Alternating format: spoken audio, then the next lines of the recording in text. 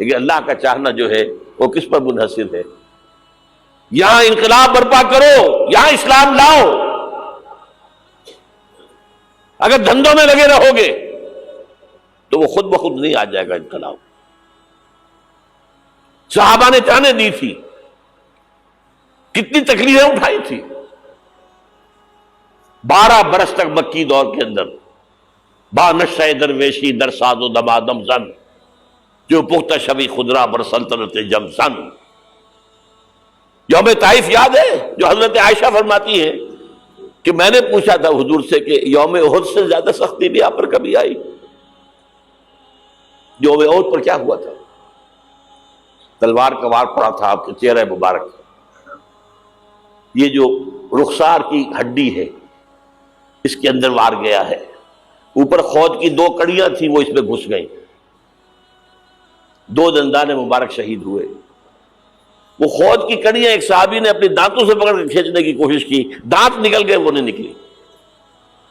کیا جتن کر کے نکالی گئی ہوگی تو خون کا فوارہ آیا، اتنا خون گیا ہے کہ آپ بے ہوش ہو گئے، گر گئے، اور مشہور یہ ہو گیا کہ آپ کا انتقال ہو گیا، شہادت ہو گئی.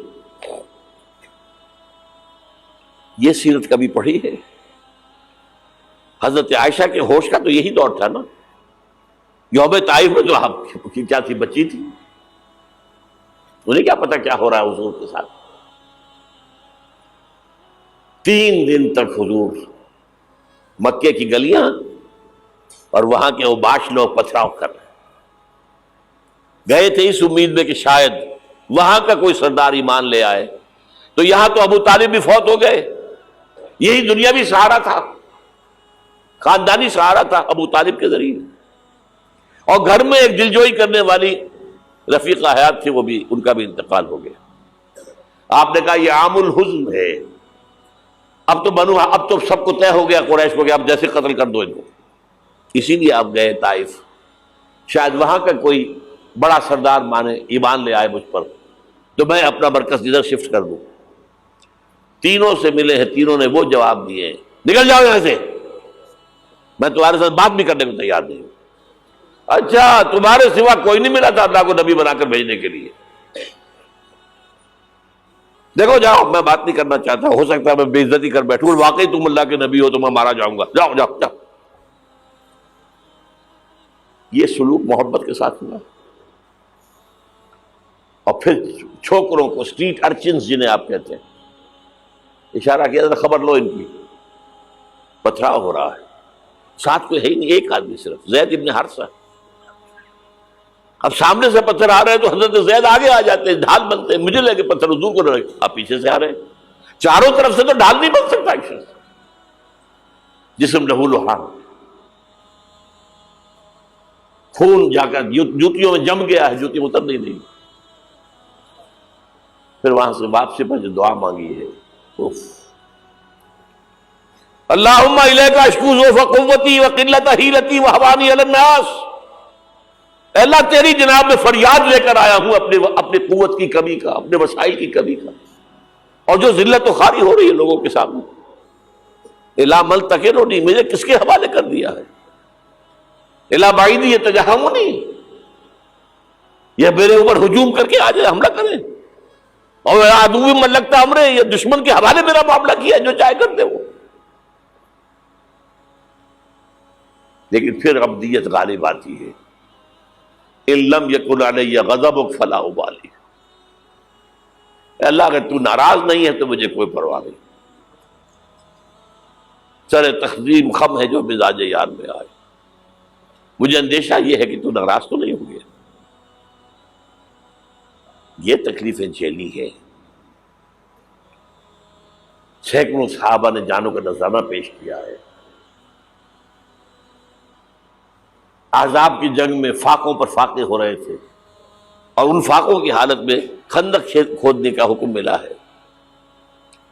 لوگوں کی کمریں دوہری ہو رہی ہیں، پتھر باندھے ہیں اپنے پیٹوں سے، اپنے چادروں کے ساتھ کس کر قبر دوہری نہ ہو جائے. اور جب صحابہ کدالیں چلا رہے ہیں تو کیا کہہ رہے ہیں؟ نحن الذین بایعوا محمدا علی الجہاد ما بقینا ابدا. اللہم لا عیش الا عیش الآخرہ۔ صحابہ کہتے تھے ہم وہ لوگ ہیں جنہوں نے محمد سے بیعت کی ہے کہ جہاد کرتے رہیں گے جب تک جان میں جان نکل جائے تو بات اور جان ہے، چاہے ابھی بھوک سے کمر دوڑی ہوئی جا رہی، جان تو ہے۔ اور ایک دفعہ کہتے تھے اللہم لا عیش الا عیش الآخرہ، اللہ عیش زندگی تو آخرت کی زندگی ہے۔ اور حضور فرماتے تھے، حضور کے بیٹھے ہوئے نہیں تھے گاؤں تکیہ لگا کر، پتھر اٹھا اٹھا کر خندق میں سے لے جا کے باہر پھینک رہے تھے۔ جب صحابہ کہتے ہیں اللہم لا عیش الا عیش الآخرہ، حضور فرما رہے ہیں فاغفر الانصار والمہاجرہ، اے اللہ ان انصار اور مہاجرین کی مغفرت فرما دو۔ پھر حضور کی خدمت میں کچھ لوگ آئے، حضور اب یہ فاقہ ناقابل برداشت ہو گیا، دیکھیے ہم نے یہ پتھر باندھے ہوئے اپنی پیٹوں کے ساتھ۔ حضور نے کرتا اٹھا کر دکھایا، وہاں 2 پتھر باندھے ہوئے۔ یہ ہے سیرت النبی۔ آپ کس چیز کو سیرت النبی سمجھتے ہیں؟ بہرحال اس موضوع پر میری ایک کتاب ہے منہج انقلاب نبوی، کہ انقلاب کیسے آیا تھا۔ اگر دل میں ذرا بھی آرزو پیدا ہو گئی ہو کہ اللہ قبول کر لے مجھے بھی، مجھے قبول کر لے اس کام کے لیے، تو وہ کتاب آپ کے لیے مسٹ ہوگی، اس کا پڑھنا۔ وہ جو ہمارے مکتبے نے شائع کی ہوئی ہے اچھے سفید کاغذ پر، وہ تو 200 روپے کی ہے، لیکن ہمارے تنظیم کے طرف سے تاکہ کم استطاعت والے لوگ بھی استفادہ کر سکیں، وہ 70 روپے کی قیمت، اور شاید وہ 50 ہی میں آپ کو مل جائے، وہ یہاں مل جائے گی۔ بات پڑھیے خدا کے لیے، وہ سیرت اس میں آپ کو ملے گی، سیرت ان جلوسوں میں نہیں ہے، سیرت ان درود کی محفلوں